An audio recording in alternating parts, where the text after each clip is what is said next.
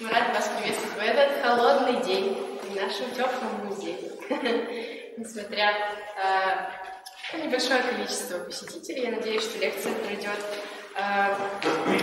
с большим успехом. Хочу представить вам Бориса Магрини. Человек приехал к нам из Швейцарии, город Базель. Искусствовед, куратор Музея электронных искусств. Давайте его приветствуем. All right. Should I use the microphone? Is better? Yes. Yes.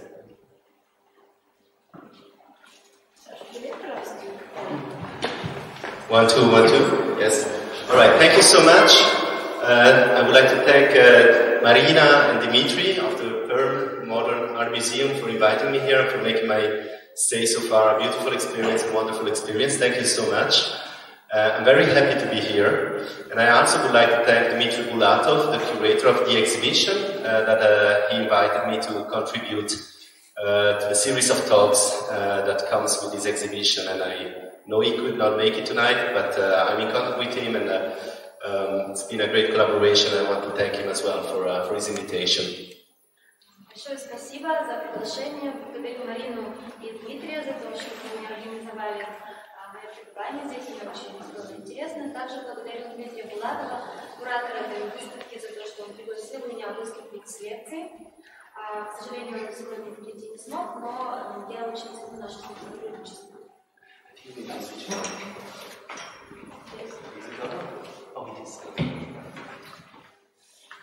Very well, so thank you for coming and thank you for your interest. I just want to give a couple of words about what we are going to do tonight, what I'm going to talk about.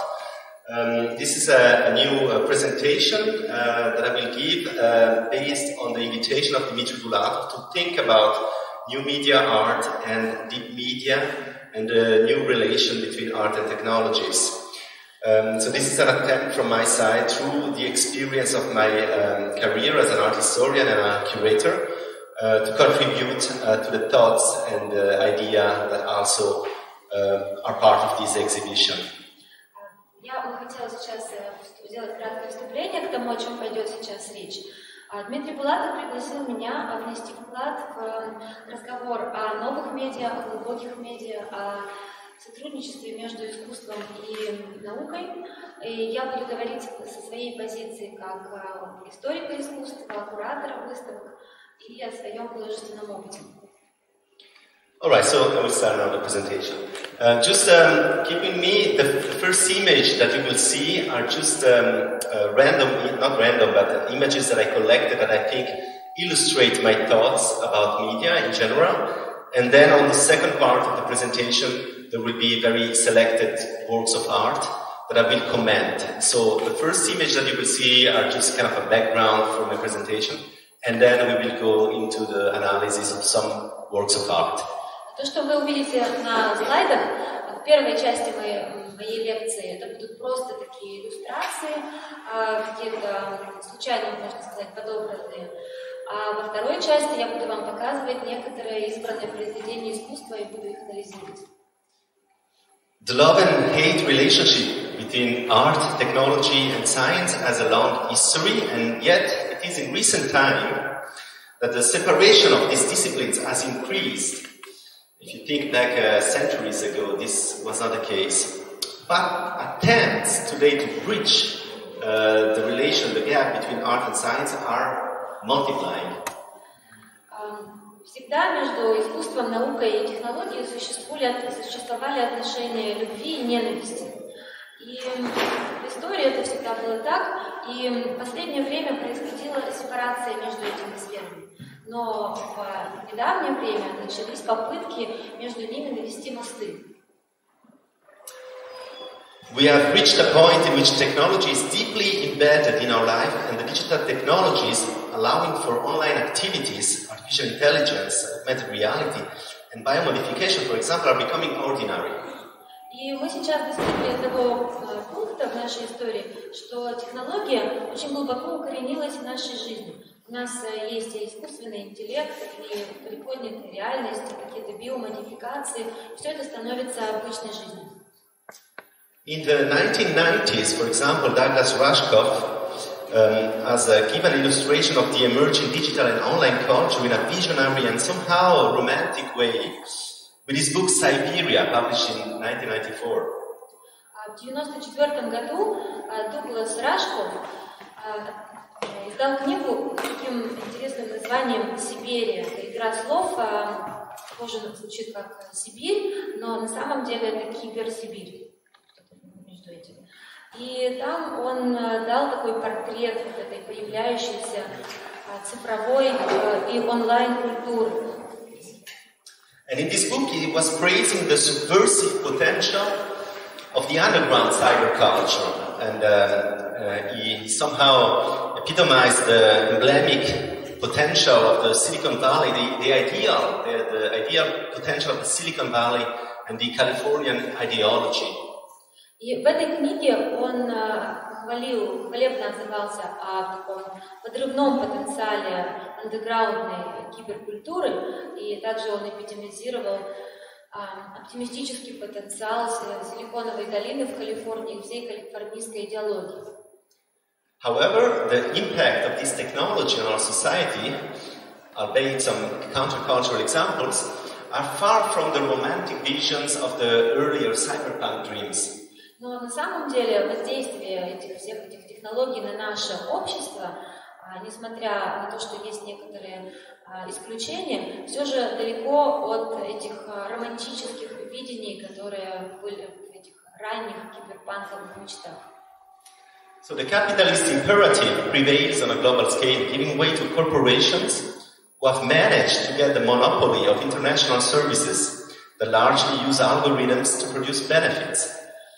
И сейчас доминирует капиталистический императив на глобальной, на всей Земле, и получается так, что корпорации взяли на себе монополию на создание международных услуг и в огромном количестве используют для этого алгоритмы. We have a beautiful example here. We are surrounded by these beautiful pictures, generative art, kind of graphic art. John McCormack, I think this also somehow speaks about this topic. If you recognize, all these beautiful flowers are made with logos of international corporation that deals mainly with oil, if I'm not wrong. Я думаю, что вот в этих картинах, которые нас сейчас окружают, вы узнаете пример того, о чем я только что говорил, потому что все эти прекрасные цветы составлены из логотипов нефтяных компаний. произведение Джона Маккормака. The algorithms are affecting many aspects of our life in a very subtle way. Алгоритмы влияют на нашу жизнь по всем ее аспектам в очень разном виде. They adapt and they learn from our use of them, creating a mutual, a symbiotic necessity, feeding on each other. So we use the algorithms, they service us, but we also train the algorithms. So they use our habits, our costumes, our activities to learn and to get better. Алгоритмы влияют на многие аспекты нашей жизни, и они адаптируются и учатся у нас. И мы ими пользуемся, но и они, на них воздействуют наши привычки, то, чему мы их можем научить. То есть мы с ними, получается, находимся в таком симбиозе. So we are defined by the technology that we have developed through the centuries, from the primitive tools to the industrial and later digital revolution. Таким образом, мы определяемся технологиями, которые мы сами создали в течение столетий, от каких-то примитивных инструментов к индустриальной революции и позднее к цифровой революции. So while often viewed as a counterpart of nature, technology is by many considered the extension of nature. This is something that is widespread in progressive thinker among the art world, also in particular, especially among curators and theoreticians that deals with new media art. And I believe Dmitry Bulatov, who curated this beautiful exhibition, also shared this belief that technology is an extension of nature somehow. И часто считается, что технология противостоит природе, но многие считают, что технология — это продолжение теории, продолжение природы. И сейчас среди прогрессивных мыслителей это мнение очень распространено. Я думаю, что Дмитрий Буlatov, куратор этой выставки, разделяет именно это мнение. And yet technology is having an undiscussable impact on the ecosystem. It is today well known that the digital is not only abstract, immaterial, the cloud, the computers, the servers, but it leaves a remarkable footprint on the environment. From the minerals gathered to build the hardware and the infrastructures, to the consumption of resources needed to keep the machine and the servers running. И, конечно, мы не будем спорить с тем, что технология оказывает огромное влияние на нашу экосистему. И мы понимаем, что цифровое — это что-то такое нематериальное, абстрактное, но при этом оно же и имеет огромный след, оно оставляет след в природе, то есть мы используем ресурсы для того, чтобы все эти машины могли функционировать, и нам нужны минералы для того, чтобы строить эти машины.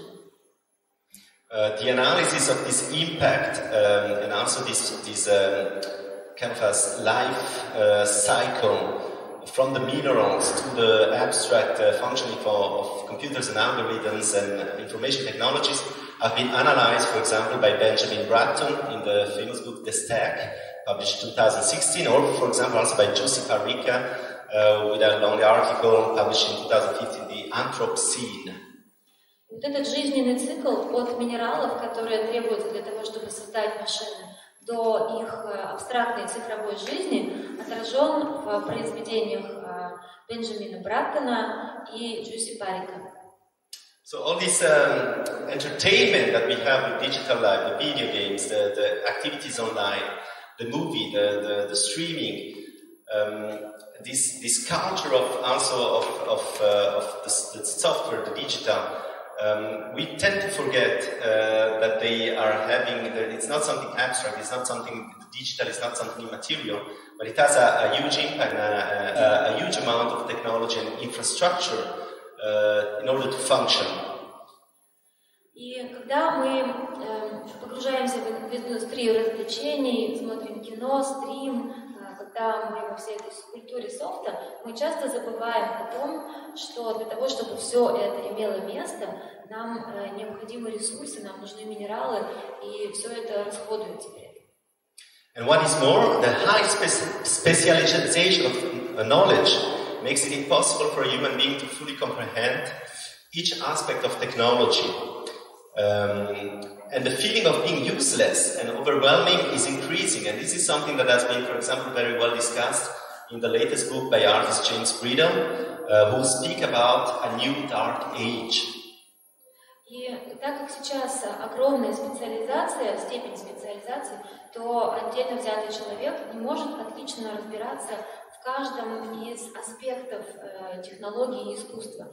И поэтому звучит такая фраза: чувство беспомощности нас накрывает. И эта фраза, эта идея развивается в произведении Джеймса Бридла, которое называется «Новые темные века». So in order to get out of the new dark age, affirms James Bridle, we need to develop a competent level of literacy to be able to cope with technology. We need to understand how technology functions. We need to have this knowledge, to develop this literacy. Because on the one hand, the fact that we are ignorant about how technology works not only make us vulnerable to the people, to potential people that may use the technology in a way that is not beneficial to us, but it also gives us a sense of not knowing where to go, not knowing what to do, this kind of lack of empowerment that we feel. This is something that James Bridle stresses in his book.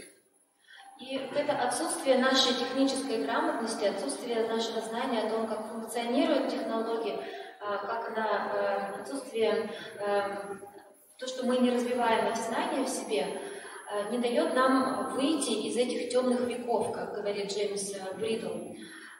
И мы становимся уязвимыми к технологии, и мы также не знаем, куда мы идем и что нам с этим делать. So, not only that, because I believe the kind of exhibition that we see, the kind of initiative that multiplies about art and science, art and technology, artists in labs, PhD programs about art and science, they are all a way to allow artists, but also people that comes outside of the science to get closer to the science, to understand the sciences.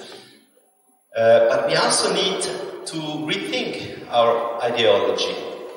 And we need to engage in another dialogue with the environment and the technology, because technology is embedded in the environment, and we are also embedded with technology and with the environment. So we have these three aspects need not to be separated from one each other. Тот факт, что сейчас происходит сближение искусства и науки, то, что художники работают в лабораториях, то, что даже существуют программы по искусству и науке, можно в университете изучать этот тандем, говорит о том, что художники, а также люди, которые смотрят на их произведения, могут лучше понимать науку. И начинается уже другого рода диалог между наукой и искусством и людьми, а также технологией. И мы получаем шанс приблизиться к этому знанию и пониманию. I will jump the next session. I will resume it with a few words. So it is important to understand when we talk about art, science, and technology possibilities, right? There is not one technology, there is not one science. There are hundreds of fields of science. There are hundreds of technologies. So what do we talk about? And the answer is very often, well, we know what we talk about it without need to define. It is about art and technology. When we go to the Ars Electronica Festival, or when we read a magazine like Leonardo, we know that it is a kind of a special field of artistic production that is involved with the newest technology and the scientific fields. Когда мы говорим о связи между искусством, наукой и технологией, что мы имеем в виду? Возможности. Существуют сотни технологий. И поэтому, когда мы посещаем выставку, такую, как в этом музее сейчас, когда мы участвуем в фестивале Ars Electronica или читаем журнал Leonardo, то мы понимаем, что мы находимся в особом поле художественного производства. Very often, when artists work with technology and science, people tend to look at the precision of the artistic work. They want to know if the artist is very precise in using a new technology, or if the science behind the artwork is very correct and very scientific. И очень часто, когда люди смотрят на произведение искусства в этой области, они хотят знать, а насколько точен был художник в своем научном знании, насколько эта наука, которая стоит за произведением искусства, действительно научная. Personally, I'm more interested in the narrative that the artist is developing. And I always tend to say, and that is something that we also say at HEC, at the House of Electronic Art where we work, the art is the most important aspect. We present works of art, we don't present works of technology. And for me, what I'm interested to look at is the concept, the discourse, the narrative, what I call the narrative that the artist is bringing and giving to the public. Но я всегда смотрю на тот нарратив, который развивает художник в своем произведении. Я работаю в Доме электронных искусств, и там мы все всегда смотрим больше на сторону искусства, чем на сторону технологий. Мы всегда пытаемся разглядеть нарратив, тот дискурс, который развивает художника. So, although I appreciate very much artists that engage with science and technology, I tend to criticize a bit the idea that artists working with technology are there to support the science or to bridge the gap between people and the science. I think artists should work as artists and go into their own narrative and into their own concepts without necessarily having to fulfill an educational role. And this is something that I've been discussing in my book that I published last year, so I do a little bit of publicity for it. Confronting the Machine is a history of art in confronting with artificial intelligence and computers, and especially developing subversive attitude toward it. И хотя я хорошо сознаю тот факт, что искусство неразрывно с наукой и технологией, я против того, что искусство в этом отношении нужно для того, чтобы открывать людям дорогу к науке, или для того, чтобы закрывать пропасть между людьми и наукой. Я считаю, что искусство все-таки должно быть искусством, а не выполнять какую-то образовательную роль. И об этом я пишу в своей новой книге, которую я опубликовала в прошлом году. Называется «Борясь с машинами». И вот сейчас вам ее немного рекламирую. So, we go to the page 4. So, according to the definition proposed by Dmitry Bulatov, and the topic of this exhibition affirmed, the media have their origins in the physical components of Earth as the founding blocks of contemporary technologies. No? So basically, Dmitry Bulatov, the curator of this exhibition, says deep media have their origin in the physical components of Earth. They, as we said, media that comes from the Earth, from the minerals, etc. И как по определению данному Дмитрием Булатовым, идея глубинных медиа – это обращение к физическим компонентам, из которых состоит Земля. And also they crosses different layers of technologies and application. There are media that exist and influence and are used in different layers. So it could be a media like, for example, an algorithm that also is used in biotechnologies, or a property of a material that can have different application and different impact. И это всегда, эти произведения искусства могут находиться на различных слоях. То есть это может быть какой-то алгоритм, использующийся также в биотехнологиях. Или это могут быть какие-то экосистемы, которые живут и в природе, и вот здесь на выставке. So I will present a couple of artists also that deal with this concept of the media. And for me, more than the ontology of deep media, that means the materials, I'm interested in deep media as information that crosses several layers of technologies and applications. И я сейчас покажу вам несколько произведений художников, которые работают в жанре глубоких медиа, и буду делать акцент не столько на онтологическом аспекте, то есть материалах, которые они используют, а на их каком-то дискурсивном аспекте. And especially the fact that these deep media can have an impact on several fields of existence, like economy, scientific research, education, political, social spheres. И также я буду говорить о том, какое влияние оказывают эти глубокие медиа на самые разные сферы жизни, как на экономику, на социальную сферу и на другие. And inevitably, the concept of the media arises in a general discourse about the Anthropocene, which is this concept that is used in general to talk about new geological era where the human beings have an impact on the ecosystem.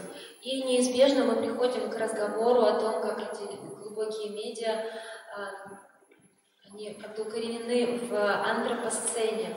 Мы используем этот термин, когда говорим о геологическом периоде, в котором присутствуют люди, и они воздействуют и как-то своим присутствием изменяют геологию. So to resume, any discourse about the media, in my opinion, needs to take into account the exploitation of planetary resources. Когда мы говорим о глубоких медиа, мы всегда говорим об эксплуатации ресурсов нашей планеты.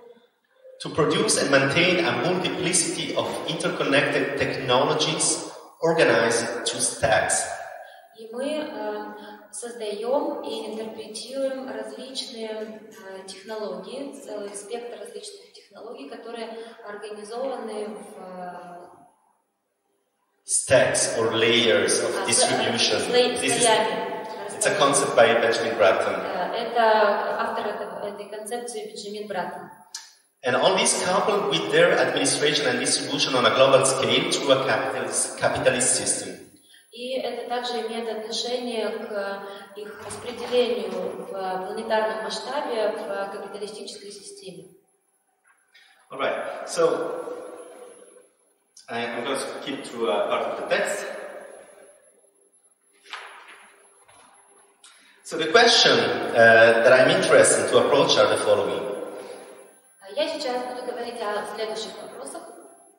How are the media used in an artistic context? That is, what is the interest in the specific in the use of the media or discussion of the media in an artistic context? Как глубокие медиа используются в художественном контексте? And subsequently, what can an artistic use of the media hope to bring to a debate involving the dialogue between art, technology, science, and eventually the society? Что нового глубокие медиа могут принести в диалог между искусством, с наукой, технологией и обществом? My hypothesis is that the use of deep media in art allows to bring up potential of a world-changing paradigm or a cultural meme transmission. И мое предположение состоит в том, что глубокие медиа в искусстве позволяют использовать потенциал парадигмы, которая сможет изменить мир, а также передачу культурных мемов.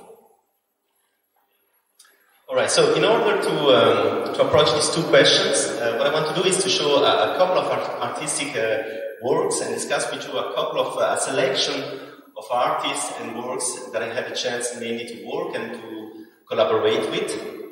И для того, чтобы ответить на эти вопросы, я сейчас покажу вам несколько произведений искусства, их авторы и художники, с которыми я работала, сотрудничала. And I organized a bit this selection of artworks in 3 groups. Я эти работы разделила на 3 группы. Because this is, of course, an arbitrary process. It's something that we shouldn't do, to put artists in groups and categories, but this is something nonetheless that art historians like me love to do, because this is how we rationalize and how we understand the things. И, конечно же, не очень хорошая идея вообще группировать и распределять художников по категориям, но все-таки мы, историки искусства, делаем именно это для того, чтобы иметь возможность осмыслить это. Nonetheless, I want to stress that by no means I intend to or pretend that there are similarities on a very deep nature of the artist that I put in different categories. It's just a way for me to try to think about what are the possible approach of artists confronting with big media. Но на самом деле тех художников, которых я поместил в одну группу, это не говорит о том, что между ними есть нечто общее. All right. So a first group of works, in my opinion, tend to point a finger to fallacious, complex, or harmful processes that are otherwise restricted to the knowledge of few privileged specialists. So pointing a finger, showing where the problems are. И первая группа работ, как мне кажется, привлекает специально наше внимание к тому, к каким-то ошибочным, сложным или вредным процессам, о которых обычно известно только каким-то узким специалистам. Alright, so the first artist that I want to discuss is James Bridle. Of course, I mentioned him already as the author of the book The New Dark Age. Первый художник, о котором я буду говорить, это Джеймс Бридл, и я уже его упоминал в качестве автора книги «Новые темные века». In which he developed his idea that the increase of information corresponds to a lack of knowledge about how this information functions. И он здесь передает идею о том, что увеличение количества информации соответствует недостатку знания о том, как функционирует эта информация. So in order to confront these technologies with a deeper understanding, James Bridle learned how to write his own program for autonomous driving cars. И для того, чтобы лучше понять эти технологии, Бридл сам научился программированию и создал программу для автономного автомобиля без водителя. And thus developing a deeper understanding of the algorithms at play in this situation, how the algorithms that allow a car to drive itself alone really function. Таким образом, он создал себе более глубокое понимание алгоритмов, которые позволяют автомобилю ехать без водителя.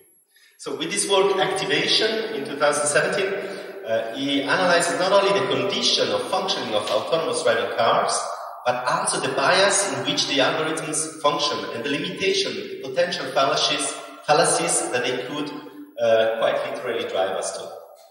И в этой работе, которая называется «Активация», он анализирует не только условия, при которых функционирует автономный автомобиль, но и также какая-то субъективность, в которой работают эти алгоритмы, и их ограничения и потенциальные ошибки, к которым они могут нас привести. So the artists show us that no matter how effective and complex the algorithms are, they are never exempt from errors, and because of the lack of semantic understanding of the object appearing within their fields of view, they could potentially make error, lethal error as well. Бридл нам показывает, что даже не важно, какие эффективные и сложные эти алгоритмы, они все равно не могут быть абсолютно безупречными и безошибочными, потому что им не хватает семантического понимания объектов, которые появляются перед ними. Yeah, so basically in this work what we see is James Bridle allow us basically to see what the algorithms see when he analyzes the street. And we see, for example, that the information is more and more abstract. It becomes more and more abstract. And sometimes it's very difficult to distinguish between, for example, a cloud, a white cloud passing into the fields of view, or a white truck that blocks the streets. И вот на этой работе вы видите примерно то, что видят эти алгоритмы. Когда автомобиль едет по улице, ему очень трудно различать объекты, которые встречаются ему на пути. Вот вы понимаете, что вот это такая абстрактная картинка, которую он видит. И, например, он не может отличить белое облако, которое проплывает над улицей, и белый грузовик, который перекрыл эту улицу. And what is interesting in some of his articles in which he describes his work, James Bridle says, sometimes we get so accustomed to trust the algorithms that even when we see an error, we think it's us and not the algorithm, and we let the algorithm continues to work, even when so we have this influence that we are less good than the algorithms. И мы настолько привыкли к этим алгоритмам, что даже если мы вдруг обнаруживаем ошибку алгоритма, мы почему-то приписываем ее себе и считаем, что это наша ошибка, а не ошибка алгоритма. То есть мы считаем себя хуже этих алгоритмов. So this is a nice picture, and also something a bit more playful. You can see that the artist James Bridle has simply drawn with chalk on the ground this pattern. Вы видите вот эту фотографию, это просто круг, очерченный мелом круг машины. Do you know this work? How many of you know this work? And just one person knows this work. Okay. No, I just want to see if those words are already familiar for you or not. So basically the idea is that the car can go in, the self-driving car can go in, but it cannot go out anymore. So it's a way of tracking the self-driving car. Что этот автомобиль может заехать в этот круг, но выехать из него он уже не может, он попал в ловушку. Another work that I think is very interesting, it's by Riban.org. Those are a group of French artists. And they developed a series of trading algorithms for the stock exchange. И следующие работы — это работы группы Riban.org. Это французские алгоритмы для биржи, торговые алгоритмы. And then they invited different artists to contribute to use this platform to create different kind of stock exchange algorithms. И затем они пригласили других художников, чтобы участвовать в создании самых разных алгоритмов для биржи. So the specificity of this work is that it functions in a closed economic environment, and the algorithms created are not optimized to generate benefit, but are based upon occult or esoteric principles. Интересная момент состоит в том, что эти алгоритмы, которые созданы, функционируют в закрытой системе, и они не оптимизированы под то, чтобы приносить прибыль, а они основаны на каких-то оккультных системах. For example, one of the algorithms created by Nicolas Montgermont is based on the angle between the Earth and Pluto to decide if the context is favorable or not for buying gold on the stock market. Например, один из этих алгоритмов создан Николя Монжермонтом, и он основан на угле между Землей и Плутоном. И вот на основе этого алгоритма предполагается выяснять, насколько сейчас хорошая идея покупать золото на рынке. So it is a poetic work and also a critical one. То есть это работа поэтическая и одновременно критическая. Because it playfully discusses the growing use of algorithms in the stock exchange market, while underlying their obscure functioning for the majority of the people. И эта работа обсуждает то, что мы все больше используем алгоритмы на бирже, но одновременно для большинства людей эти алгоритмы имеют очень темную и непонятную структуру. So as you know, the impact of the use of algorithms in the market is already having a substantial impact on the economy and affecting also the life of millions of people. И воздействие этих алгоритмов, которые работают на рынке, уже сейчас оказывает большое влияние на экономику и, соответственно, на жизнь миллионов людей. The next work is, or series of works is by British artist Lawrence Leck, who uses game engines to create narratives that are like the intertwining of entertainment, capitalism, new economic models and working conditions. Следующая работа художника зовут Лоренс Лек, и он использует игровые автоматы, чтобы создавать нарративы, которые подчеркивают взаимосвязь между развлечением, капитализмом, новыми реалиями и условиями труда. So Leck's works are sometimes interactive games and installations, but his recent works are often taking the form of video essays. Обычно работы Лека — это что-то между интерактивными играми и инсталляциями, но его последние работы приобретают форму видеоэссе. The empty modernist building that he constructs are inspired by the artificial stages usually found in video games, for example. Он создает пустое модернистическое здание, и вдохновение он черпает в искусственных пространствах, которые обычно встречаются в видеоиграх. But the narrating voices in his works inform us that the corporation behind the architectural projects is a business company that brilliantly merges work and gaming to better enslave the clients who become workers, or rather play workers. Но голос за кадром при этом объясняет нам, что корпорации, которые стоят за этими архитектурными проектами, это на самом деле коммерческие компании, которые совершенно гениально соединяют работу и игры для того, чтобы порабощать своих клиентов и превращать их в рабочих или таких игрорабочих.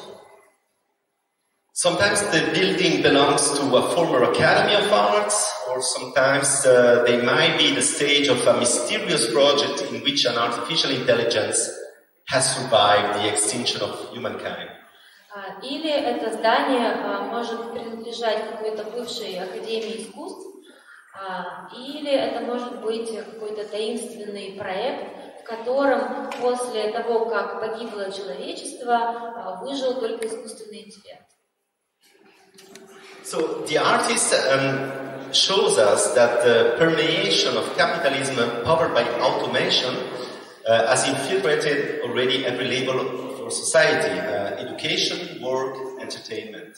Художник показывает нам, как проникновение капитализма, который движется автоматами, проникло во все уровни общества, от образования до рабочих мест и развлечений.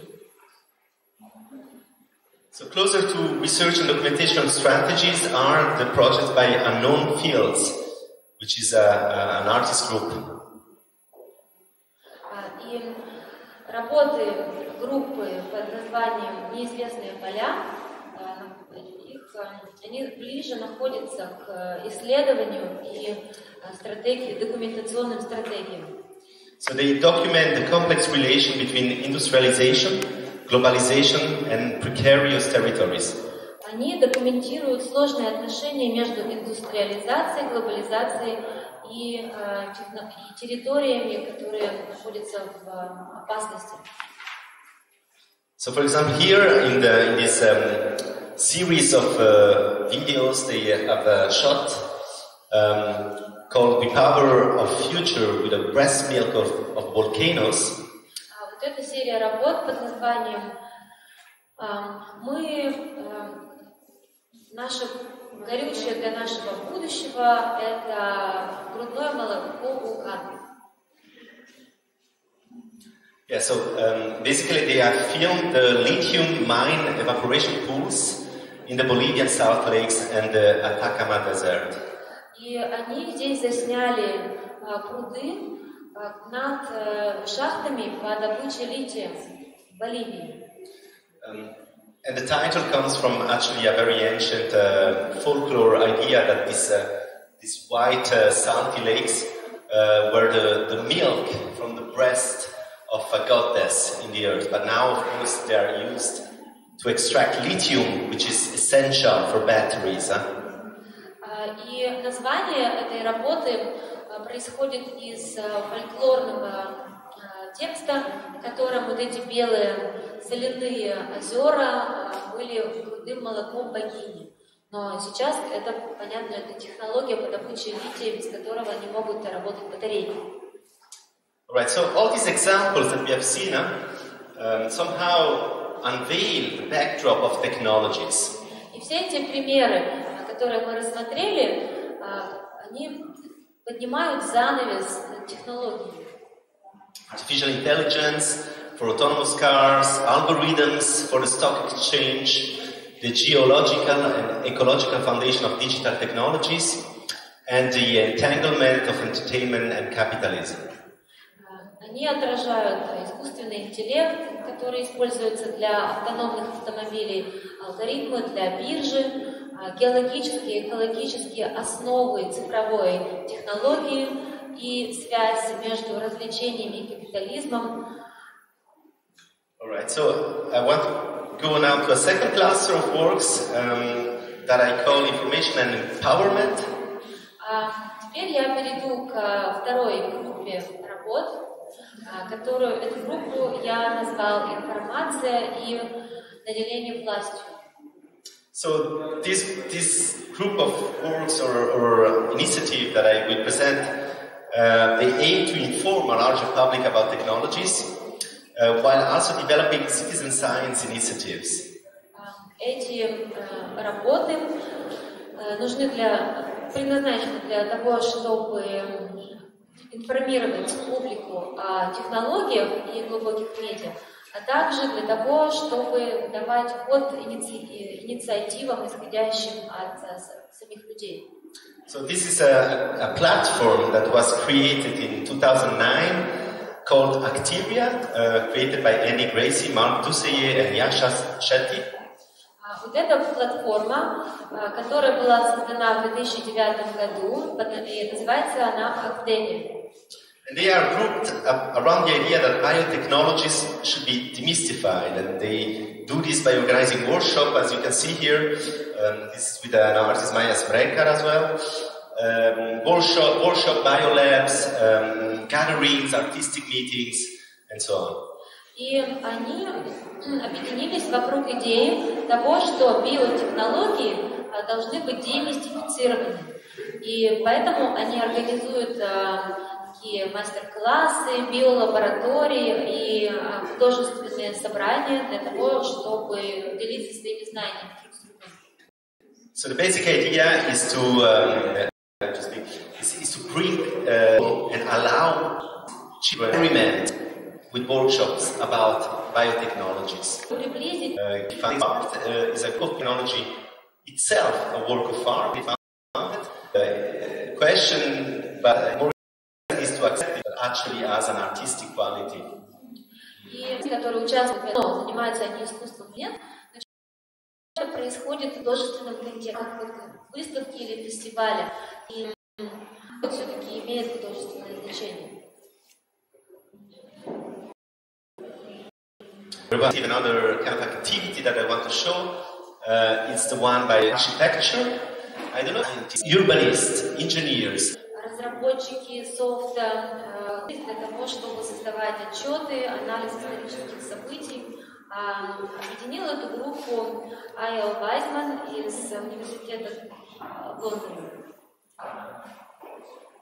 So this is not about bringing technology closer to the people. It is about using transversal technologies, multidisciplinary approaches to serve the interests of the population and in defense of the citizens and the oppressed. Проводят исследования, которые им заказывают международные прокуроры и общественные организации. They lead to armed conflicts. You know, in the Mediterranean seas, there are all these boats of refugees that try to reach Europe. And of course, because a lot of these refugees, they very often they die in sea, reach the destination. власти и власти других европейских стран помогали, но с тех пор ситуация осложнилась. So to resume it in a simple way, analyzed documents, pictures, recordings, the reports made by отчетов других организаций, которые в этом участвовали, пытались помочь, что итальянские власти были готовы. И интересно здесь тоже, как эти люди, как эта группа набирает, записали каким-то образом, и это такой особый вид обработки, использования различных программ, удается воссоздать точно происходивших событий. Called the 3D book. Сейчас мы перейдем к более такой веселой работе. Книга, которую автор So it is a PDF they composed in collaboration with artists about 3D printing. So you know that 3D printing became a couple of years ago something that more and more people could do also at home. So the artists were interested in inviting other artists to contribute with a subversive attitude toward 3D printing. И вы знаете, что 3D-печать — это то, что в последнее время стало очень распространенным. Люди теперь могут это делать. И художники приглашают других художников для того, чтобы осветить подрывную природу этой печати.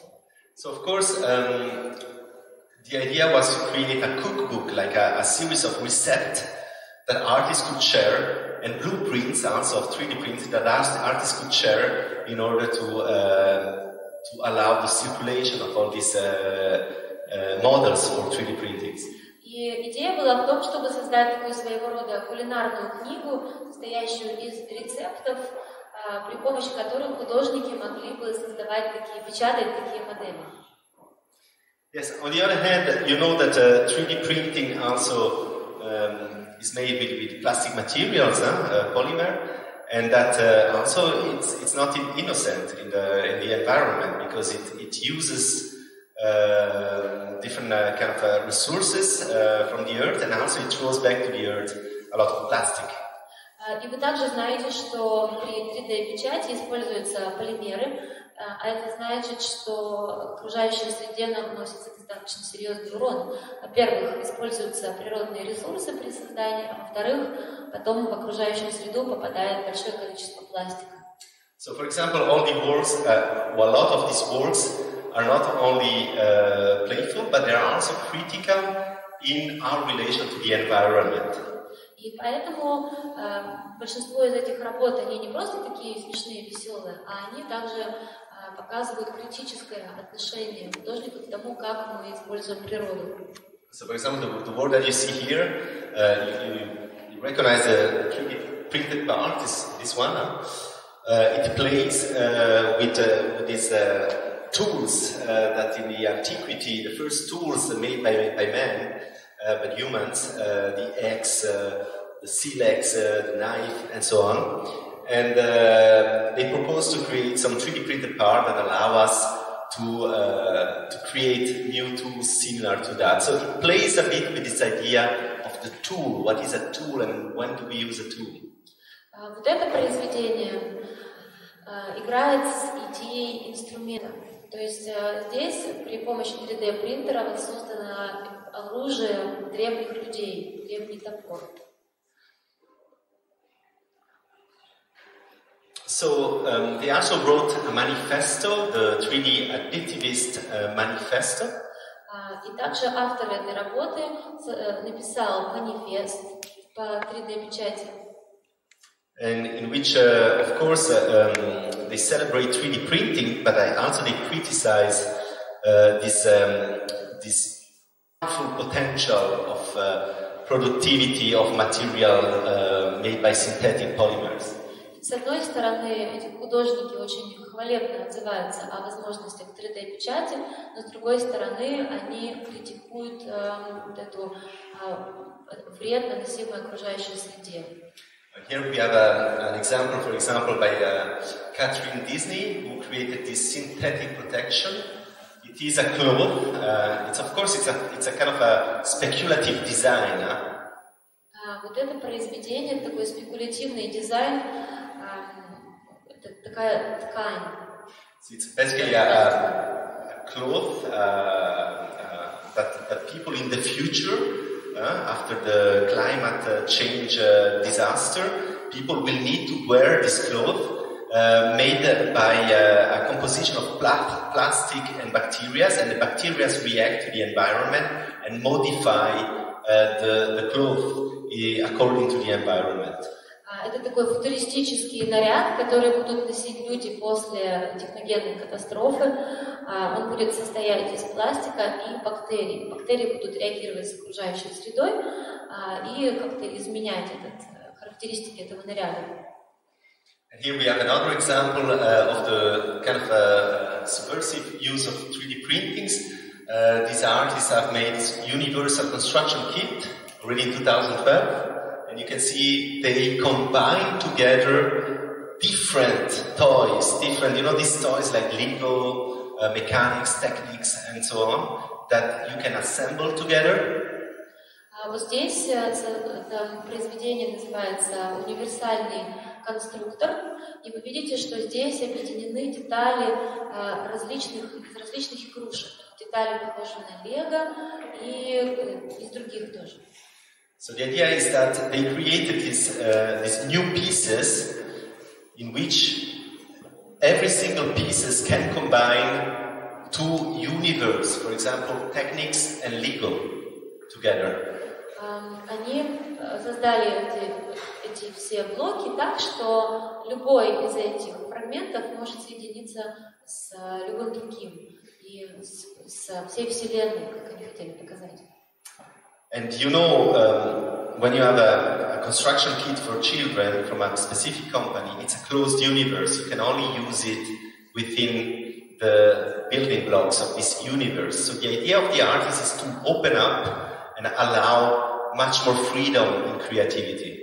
И когда вы покупаете, например, подобный конструктор своему ребенку, вы знаете, что конструктор — это такая закрытая вселенная.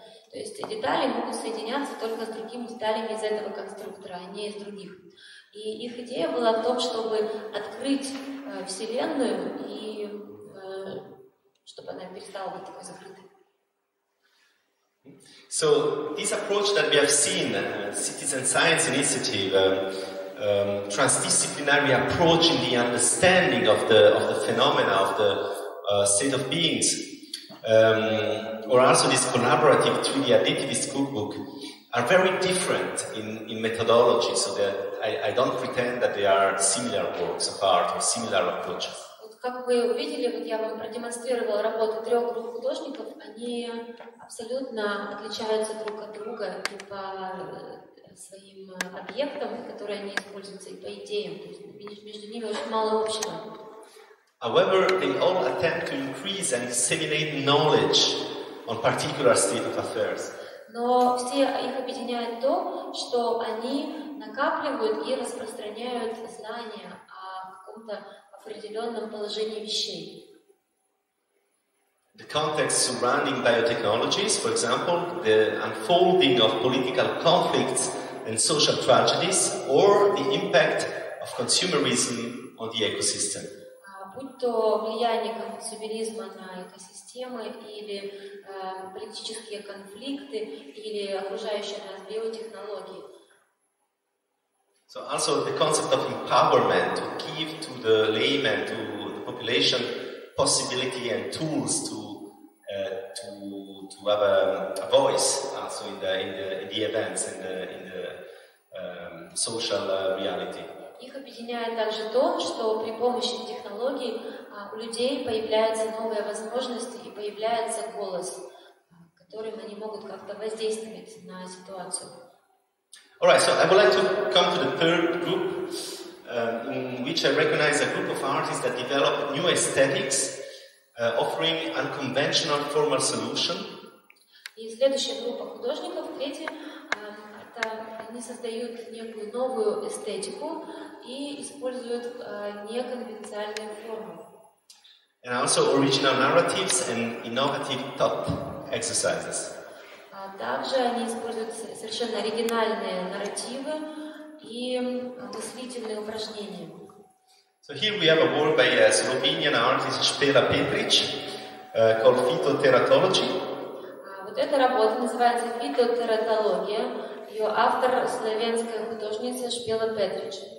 She has created, she has extracted hormones from her own urine, and she used these hormones to fertilize plants. Она выделила гормоны своей собственной мочи и использовала их для того, чтобы оплодотворить растения. So this is a real exercise she has done. She has also she's also a biologist. She's a trained biologist. Она по образованию биолог. However, for her, this was not a scientific experiment because otherwise she would have done it like with 500 or 200 species of plants, and she would have carefully chosen the amount of hormones for each plant, but that was not what she was interested in. Но здесь она выступает не как биолог, а как художник. Если бы это был научный эксперимент, то там было бы использовано множество видов растений, множество образцов, но ее интересовала в данном случае не наука. So she was interested rather in offering a reflection on our relation to technology and the environment, and because these are the three actors involved in this work, that is the artist, the plants, and also the biotechnological apparatus involved in the experiment.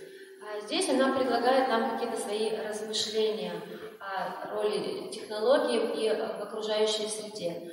И здесь мы видим взаимоотношения между растением, художником и биотехнологиями, которые позволяют что-то здесь творить. So by producing a new biological entity, a plant whose growth is influenced by the human hormones, Špela is offering us a new narrative, describing another possible relation between humans and plants. И Špela создает новое биологическое существо. Это растение, которое выросло за счет ее гормонов, человеческих гормонов. И это нарратив, в котором она предлагает взгляд на новые отношения между людьми и растениями. And I think this is a very interesting work that allows us to think about a possible future in which maybe humankind will not be the same, but will give birth to another species that is more in harmony with the environment. И она здесь нас заставляет думать о каком-то возможном будущем, в котором человек превратится в какое-то некое другое существо, которое будет жить в большей гармонии с окружающей средой. And here we have another work by an artist that you should know, VTOL, Dmitry Morozov. He, it's not nature but machines and specifically robots that interest him in this work. Это работа Дмитрия Морозова, художника, которого вы, наверное, знаете. Здесь уже не растения, а машины и роботы. So he has collected biodata from his own sexual activity. Он собрал биоданные своей собственной сексуальной активности. And with this biodata that he collected, he guides the behavior of this robot that you see on the right side.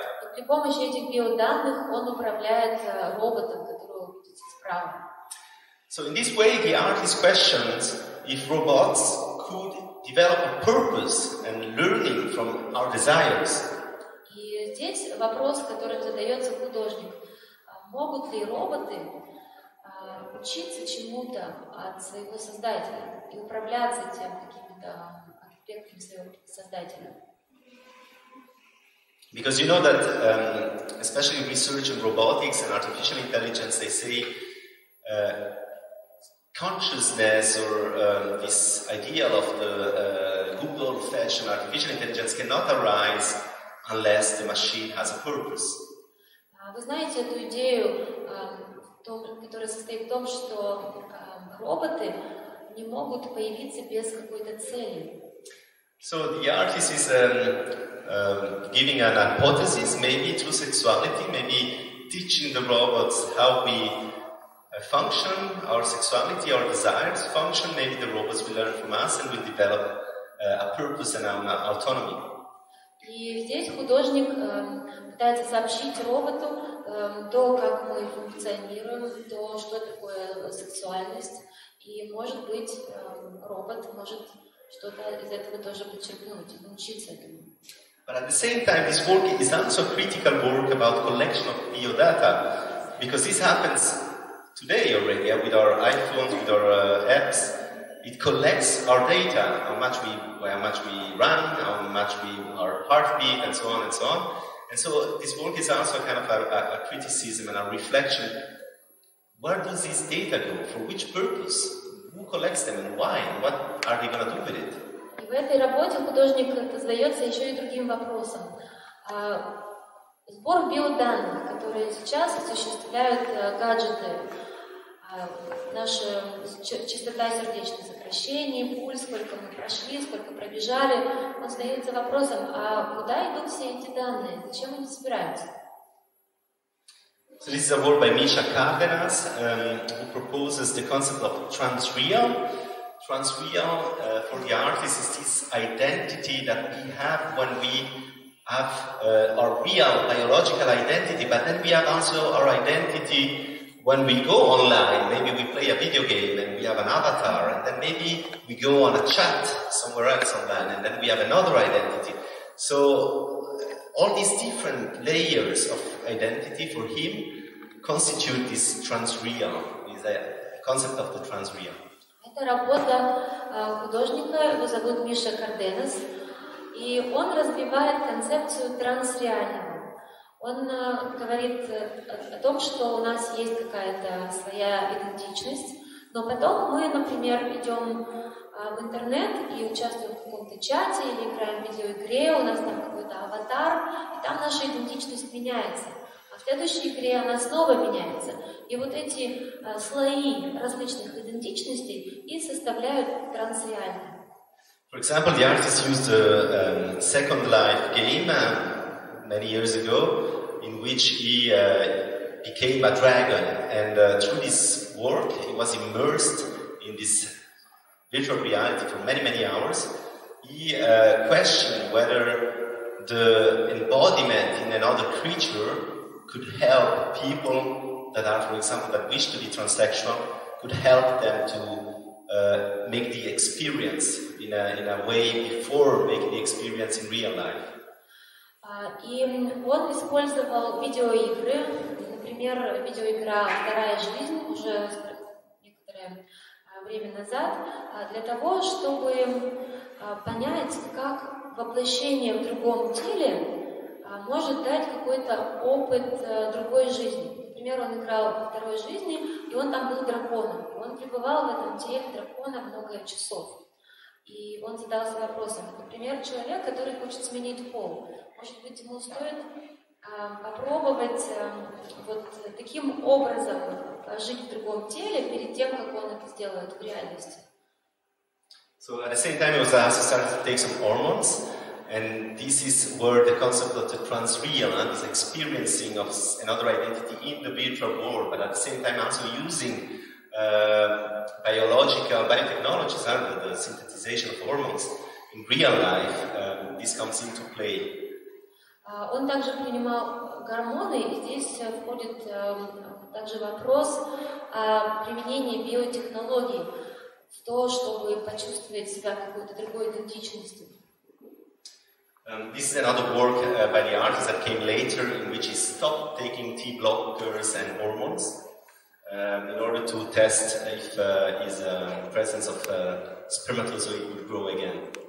Это тоже работа этого художника, в которой он, это чашка, blockers and hormones.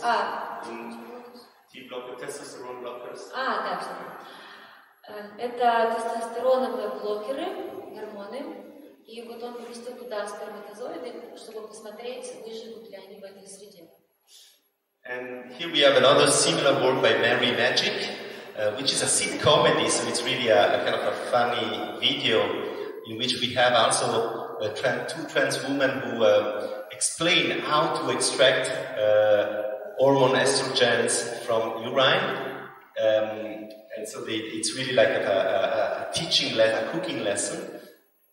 Вот это такая, что-то типа такой ситуационной комедии, в которой две транс-женщины объясняют, как извлекать эстроген из мочи. То есть это такой типа как кулинарный мастер-класс получился. At the same time, it's a bit of political, social reflection on is it safe to do it at home without medical prescription? They actually don't suggest to do it because they say there is a lot of risk involved.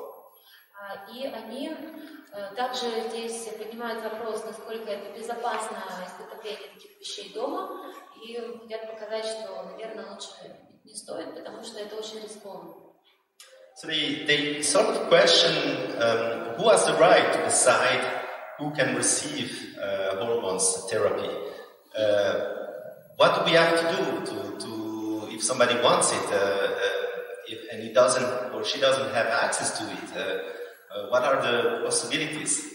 И здесь вопрос в том, кто же имеет право на то, чтобы получать гормональную терапию. Например, кто-то хочет этого, но у них нет доступа к такой терапии. И вообще, что там они могут сделать в таком случае? And here we come to a final work that I also like very much by Jenna Sutala, who merges biology, language theory, artificial intelligence, to create videos of uncanny aesthetics. И здесь это последняя работа, о которой я буду говорить, автор Дженна Сутала, и она объединяет биологию, теорию языка и искусственный интеллект для того, чтобы создавать такие эстетические необычайные видео. So basically she trained an artificial intelligence from a language that was allegedly from aliens collected in the 18th century. Она натренировала искусственный интеллект, научила его языку, который якобы был получен от инопланетян в XVIII веке.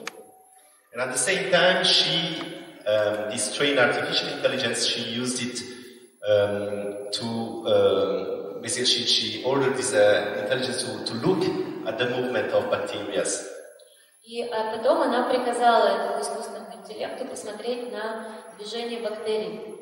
So this artificial intelligence learned to recognize some patterns in the movement of these bacteria. И этот искусственный интеллект научился выявлять паттерны в движениях бактерий. And she deduced an alien language from the movement of these bacteria. И движение этих бактерий она дедуктивным методом выявила язык инопланетян.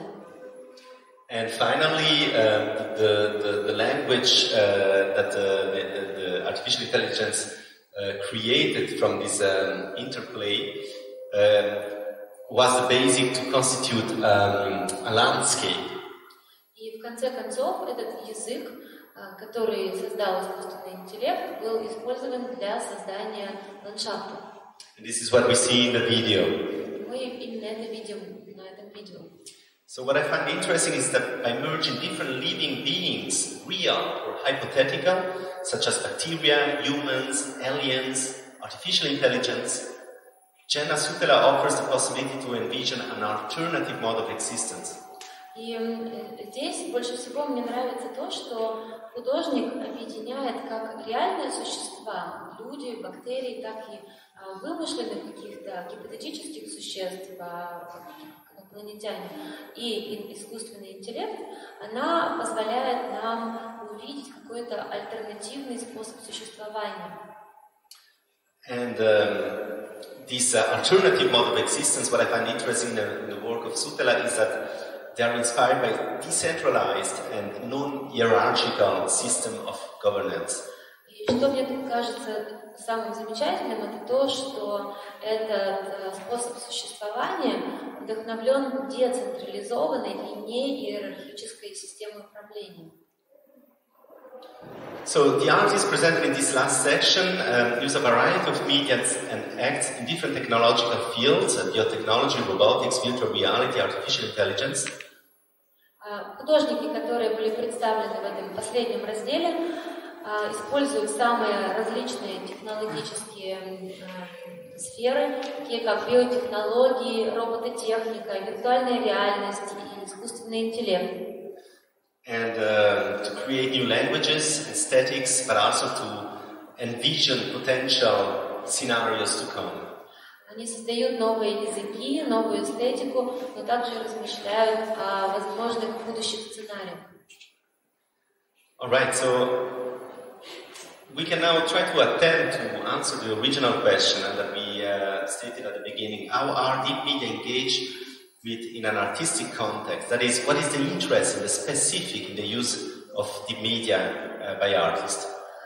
Сейчас мы попробуем ответить на вопрос, который мы задали в начале. В чем же интерес художников в использовании глубоких медиа? I hope I showed that there is not one single answer to this question, but there are different approaches and different possibilities. Я надеюсь, что мне удалось показать, что единого ответа на этот вопрос нет. Есть различные подходы, различные возможности. And there is not a specificity in the use of the media or in the discussion of the media. И нет никакой специфики в использовании глубоких медиа и в обсуждении глубоких медиа. But we have seen some interesting strategies, such as the strategies of bringing to light issues that are mostly ignored.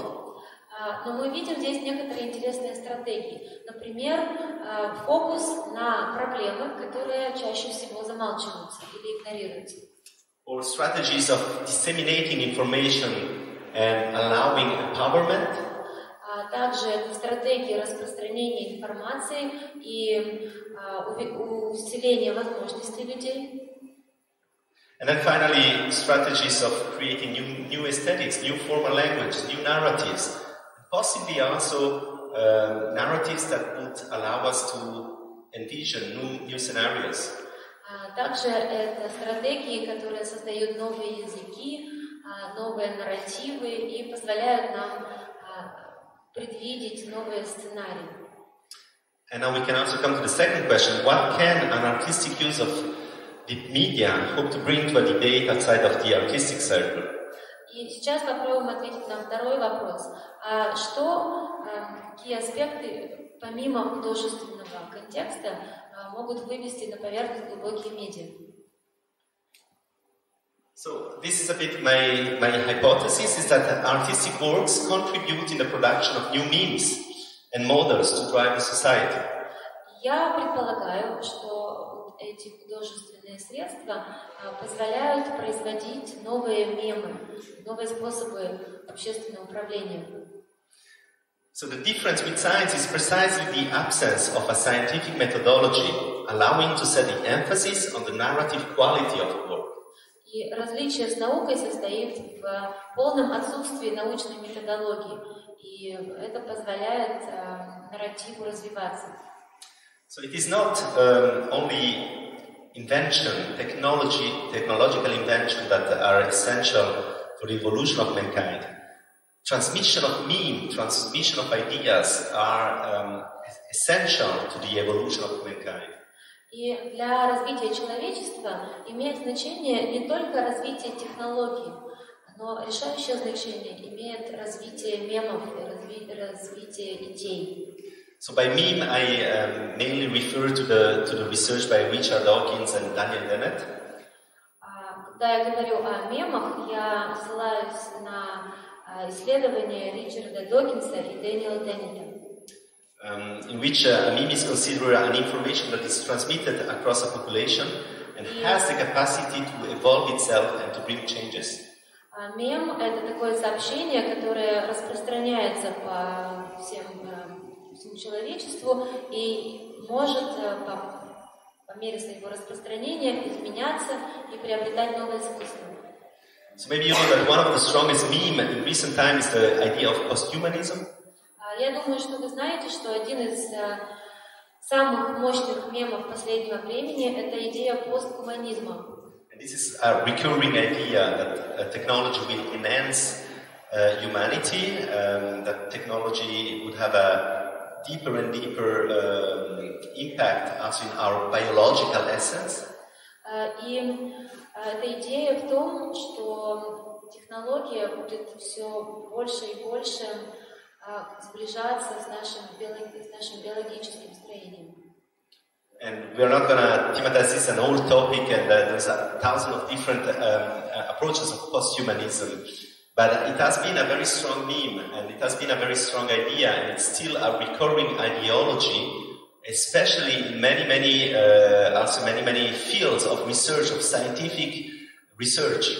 И сейчас мы не будем это обсуждать, уже существует огромное количество исследований, высказываний на эту тему, но эта тема постоянно возвращается, и это очень она в центре многих научных исследований. But there are mainly very often when we talk about this idea, there is either the idea to enhance humankind with complex technologies, or the idea to surpass humankind by the creation of another entity, another, possibly an artificial intelligence. И идея здесь такая двойная получается. С одной стороны, это идея усилить человечество за счет различных технологий, а вторая – это превосходство человечества, достичь каких-то таких технологических прорывов, которые будут сильнее, чем человечество, например, искусственный интеллект. And yet there are other narratives that can be taken into account. Но есть также и другие нарративы, которые тоже необходимо учитывать. It's also interesting to note that very often these alternative narratives about posthumanism or about the future of our humanity are discussed in post-feminist thinkers. Интересно то, что эти идеи о постгуманизме обсуждаются постфеминистическими мыслителями. For example, Donna Haraway and Catherine Hayles. Например, Донна Хаraway и Катрин Хейлс. And I think provocative ideas can challenge our understanding of life and open new perspectives in the fields that are essential to our existence. И я думаю, что провокативные идеи могут заставить нас пересмотреть свое понимание жизни и открыть нам новые перспективы в таких сферах, которые совершенно необходимы для нашего существования. So there is an essay by Nora Khan that comes to mind towards a poetic of artificial superintelligence. В этой связи я вспоминаю эссе Норы Хан, которое называется «К поэтике искусственного суперинтеллекта».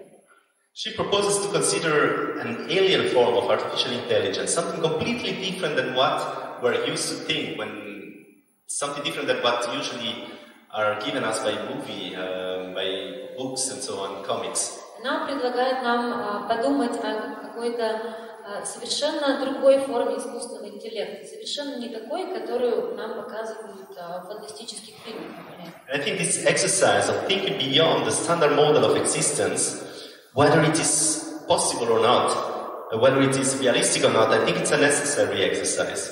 Я думаю, что это крайне полезное упражнение. Думать о чем-то совершенно по-другому, о чем-то, что выходит за пределы нашей стандартной модели существования.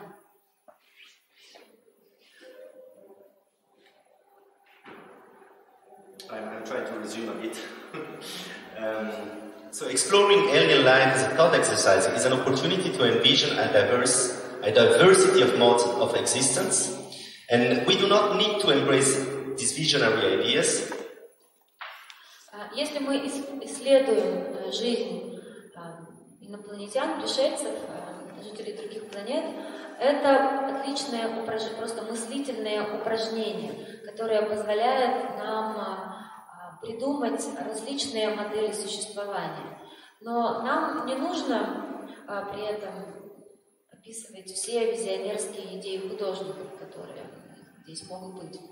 But we need these opportunities that are given us by artists that point a finger, inform, empower, and eventually create new narratives. Но нам действительно нужны все эти идеи художников, которые обращают наше внимание на определенные вещи, показывают нам, какие проблемы существуют, и заставляют нас, и помогают появляться новым нарративам. Because we need to develop new perspectives on our future symbiosis with the technology on the one hand and the environment. Это все потому, что нам необходимо сейчас продумывать возможности нашего будущего симбиоза с технологиями, с одной стороны, и с окружающей средой, с другой. So artists using technologies have an important role to play in our society. Художники, которые задействуют технологии, сейчас играют значительную роль в обществе. So they contribute to our conduct and visions regarding technologies that we create. Они позволяют нам осознать наш контакт с теми технологиями, которые мы создаем и используем. Yes. They contribute to the creation of new memes that are essential to our evolution, just as much as the technological tools with which we are entwined.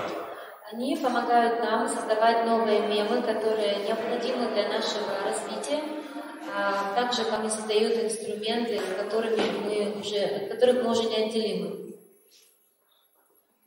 Memes are what defines our species, just as much as technology. Мемы — это то, что определяет наш вид, так же, как и технологии. So it matters what memes we create and which existing memes we shape. И имеет большое значение, какие мемы мы создаем и какие мемы мы разделяем с другими. Curators engaging in art and science have the chance to select works that convey such narratives akin to each own perspective. Кураторы, которые работают в сфере искусства и науки, имеют возможность выбирать работы, которые передают такие нарративы, близкие к их собственной перспективе.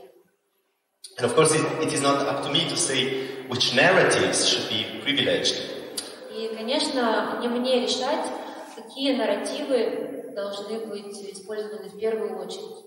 But I think it is very important, and it is the responsibility of each player engaged in artistic production.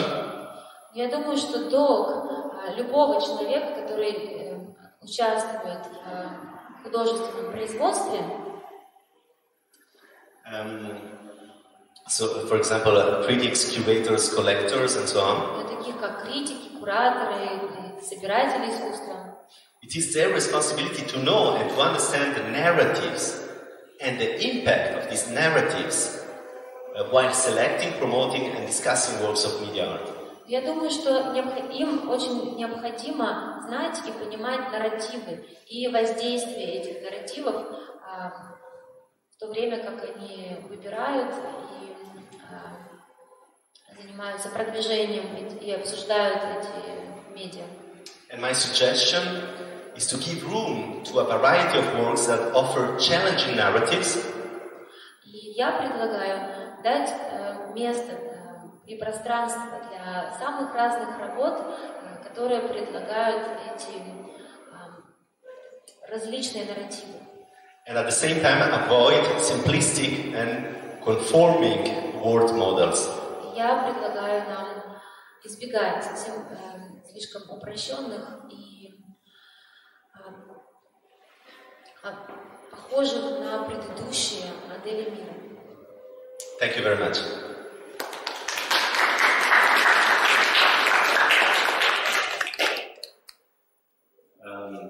Yes, if there is any question, I'm happy to answer and I'm happy to stay here with you a bit more time. Если есть вопросы, я буду рад вам ответить.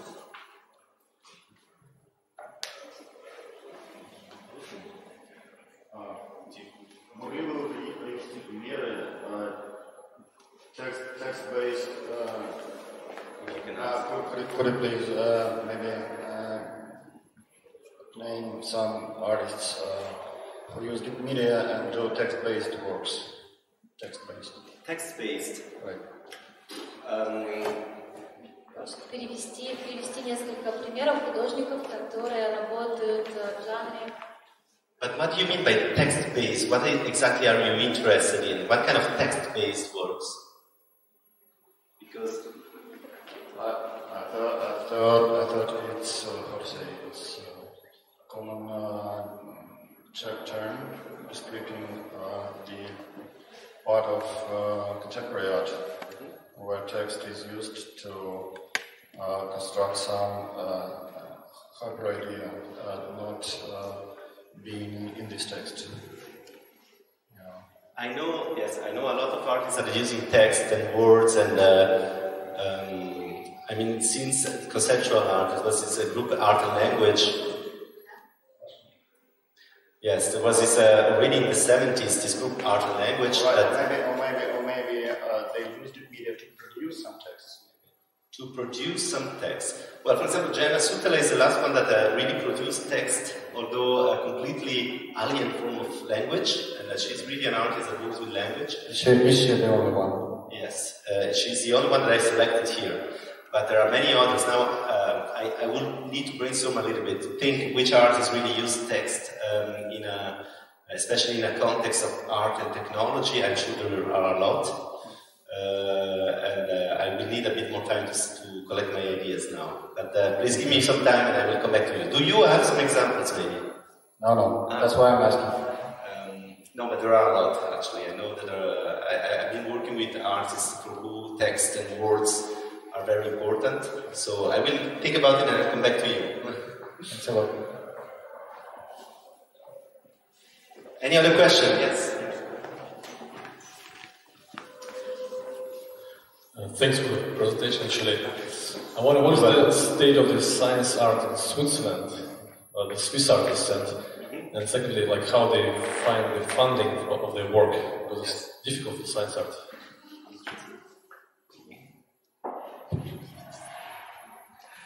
Вопрос касается состояния современного искусства арт-сайенс в Швейцарии, кто эти художники и как они находят финансирование на своей работе, потому что это очень сложно в сайенс-арте.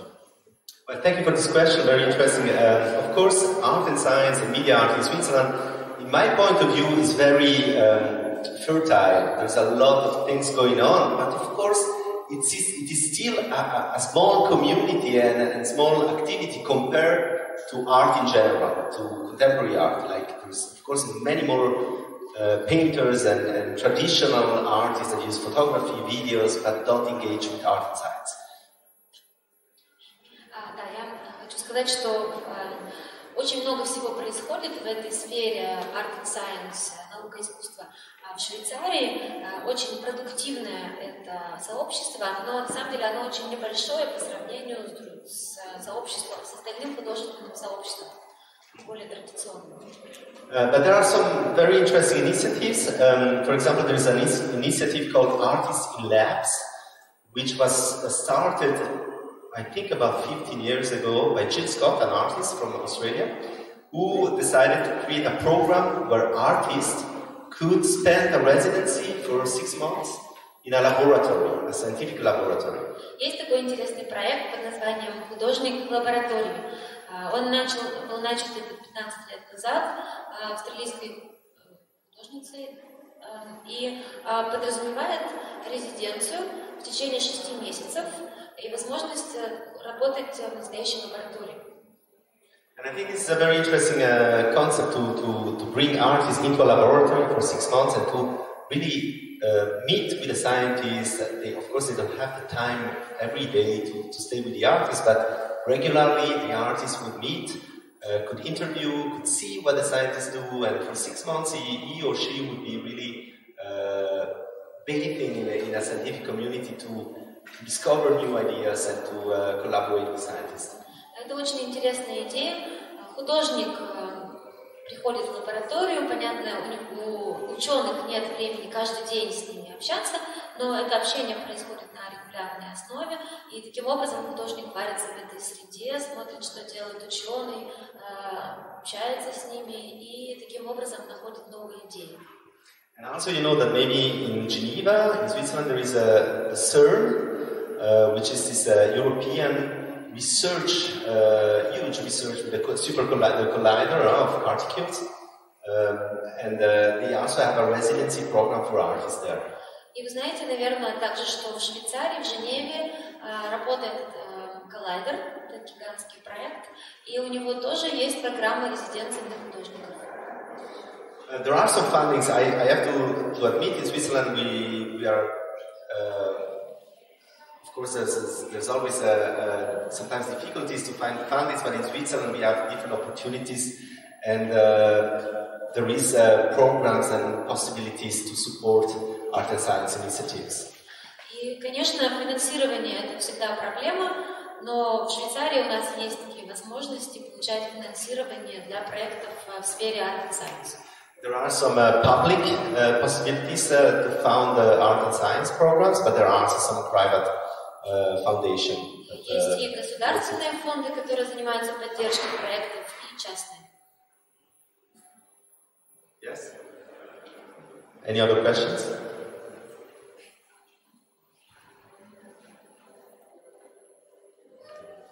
Who is artist or curator working in art and science or media art here in this room?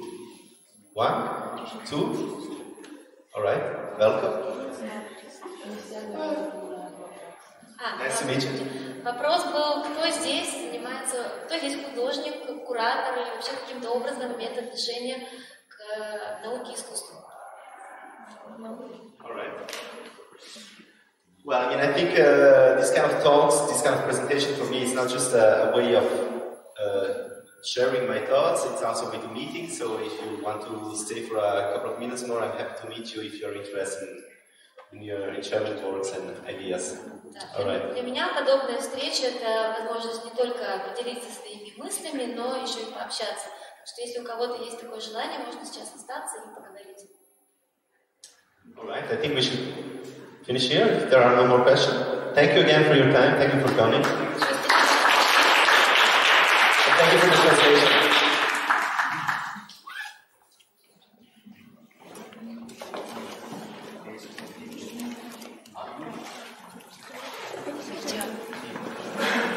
Я вспомнила про одну маленькую проблему.